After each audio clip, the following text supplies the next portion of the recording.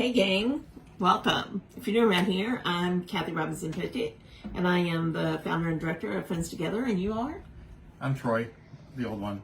The old one. He is. So we're continuing our discussion about the generation gap stuff and lines in the sand. And you just said something really important because our lines shift, especially our healthcare lines. I used to have, those of you that are in our real life know that, I deal with major medical stuff and have for over 40 years. And I used to have some clear lines in the sand. And one of those was a port because ports were brand new. And that was it. I wasn't going to have a port. Now ports are nothing, right? And there's some things that, so this is 90s. Right. So ports, I'm not sure how new they were. They weren't where they are now. That's definite. But I had some pretty strong experiences with ports doing home healthcare back then. And, normally someone in healthcare could, help with those lines in the sand with stuff like the whole port thing. But back then, I couldn't because of what I saw. Now I could because they've come so far. No, and at that time, you certainly, you understood why my line was where it was. Exactly. I had a patient who back then was in her 50s. She had anemia. She'd had like multiple blood transfusions, and she had to get a port. So, I didn't do blood transfusions in the home back then, thank God. But I went to see her every month to flush her port, to keep it patent when it wasn't being used.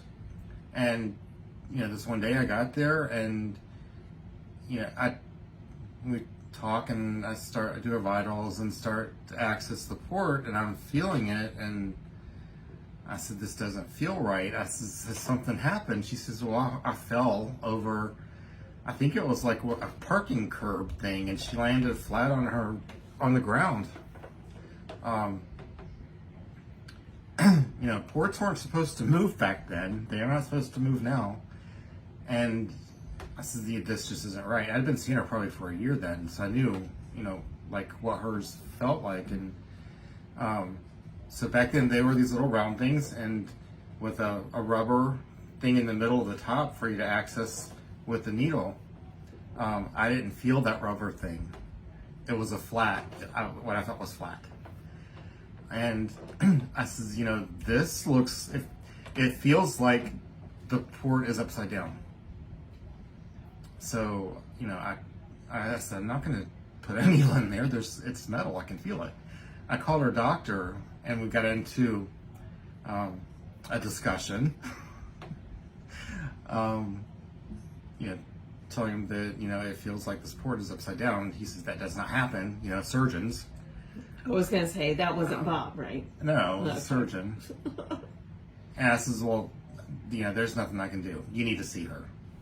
So he was a smart ass, but he got her in. And her port was upside down. They had to put a new port in. And apparently, this guy was a surgeon. He put these things in. And he would not have said that doesn't happen, that can't happen, if he had it before. Right. So things happened back then. Lots of things happened. There was a major source of infection back then, especially for people with compromised immune systems, which this lady had also. It was just a mess. Now, it's amazing. So this isn't exactly where we intended this discussion to go. But it's only 4 minutes. But it's but no, that's really important because. But I couldn't. There's nothing that I could do to change to explain stuff to help her change her line in the sand with that. I couldn't. Right, and I think medical. We've been talking about this, and this started out to be a TikTok, but this isn't going to be a TikTok now. This is going to go on our page. So just bear with us, folks. But we've been talking because Troy, all of you know, Troy's dad is fragile right now.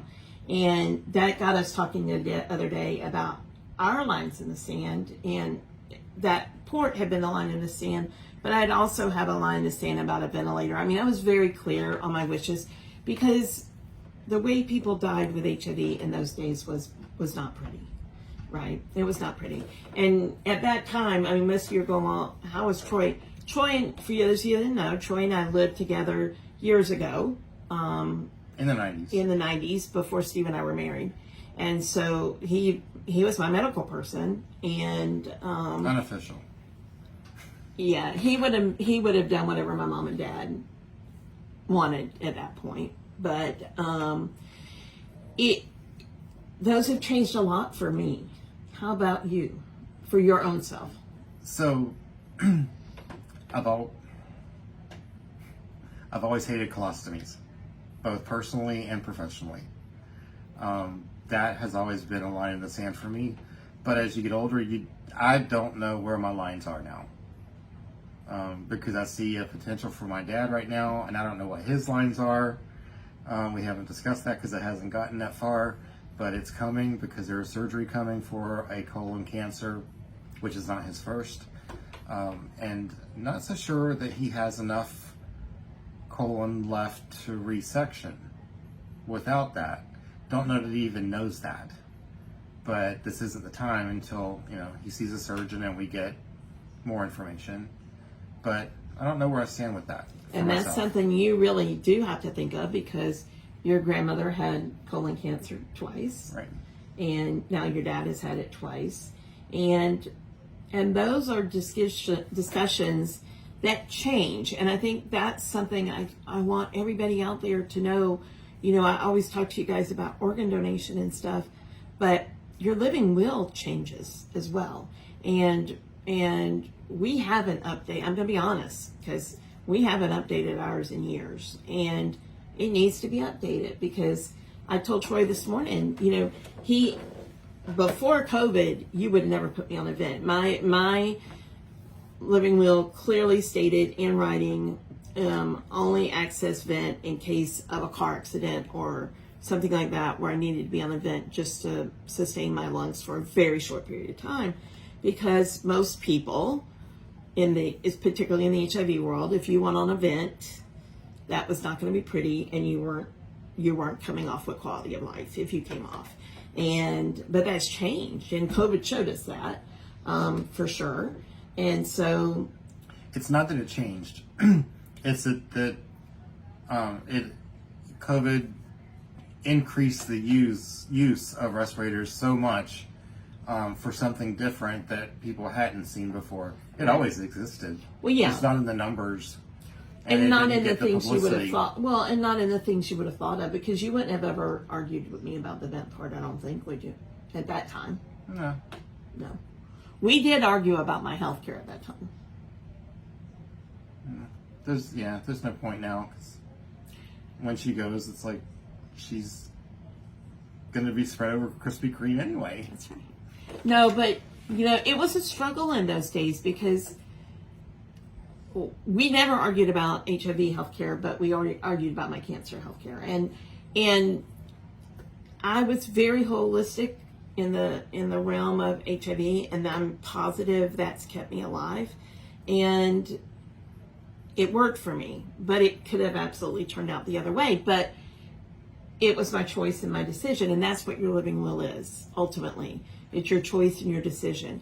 But it does you no good if you don't have those conversations with your partner, right, or your family members, because ultimately, they're the one doing it. You're not in control. And just having it isn't enough. It No. needs to be on file with your primary care physician, any specialist that you see, because if something happened, since you went in the hospital and something happened, they're going to do what they have to do,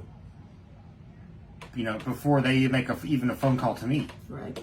So it's a lot worse putting someone on a respirator that first didn't want to be on one, and then having to take them off. Right. For sure. So what we've discovered in the last week, as we've really been talking about this, our lines have shifted. And Troy said it. I want him to say it again though, or you don't know where your I lines don't are? know. I don't think anybody really knows as they get older and see more. As a 30-year-old, even as a nurse, it was clear, but 30 and 61, that's a big difference. You see a lot more. Yeah. Yeah.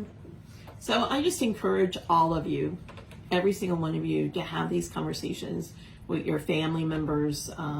If you're an organ donor, make sure they know it, that it's not just on your driver's license, because those things matter. And when that time comes in, just so nobody misunderstands what Troy said a little bit ago about his dad, we're not keeping anything from his dad. His dad knows that this colon cancer thing is coming on. We just haven't added anything for him to think about until the doctor talks to him. We just know more because of what we do, we know more. It's not like we've been told something and we're keeping it from him. Right. We haven't been told anything, including the stage, because they can't stage anything until they do surgery. But I don't know that he's considered the possibility of maybe not having enough colon for a resection, depending on how much they have to take out this time. I don't know that he has considered the possibility of radiation or chemotherapy along with the surgery. Because he didn't have to have that. He is 82 years old. He'll be 83 by the end of this week, and has a history of colon cancer 40 years ago with a colon resection. He weighs a whole 105 pounds. And we've been dealing with this other cancer for 3 years. Right. So that there's no telling what the surgeon could say. I mean, even, about his about surgery. Yeah. But whatever is said, we're going to support him in his choices and his decisions. And that's what we're here for. But we have to know what his real choices and decisions are, because we don't want to guess on those. And that's not real easy when it comes to him. He's not a real talker. He does talk to me more, but that timing about things like that, there's a lot. Yeah, he's gone back and forth before, so even if he talks to you, it's not like. And timing is hard for this right now, because I'll be gone in 12 days.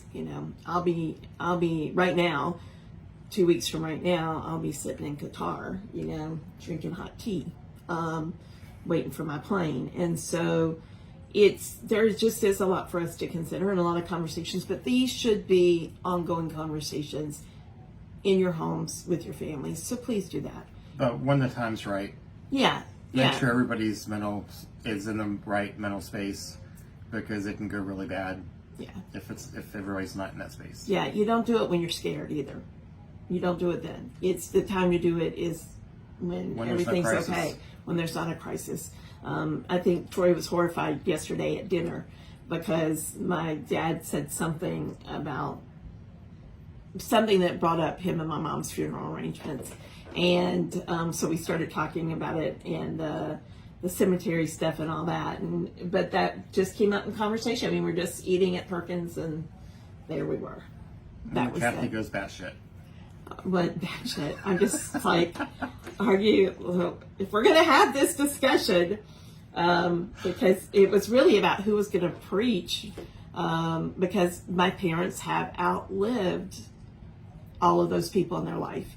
And my father's a retired Methodist minister, but he has outlived all of his ministerial friends and has done all their funerals, and he's the one left standing.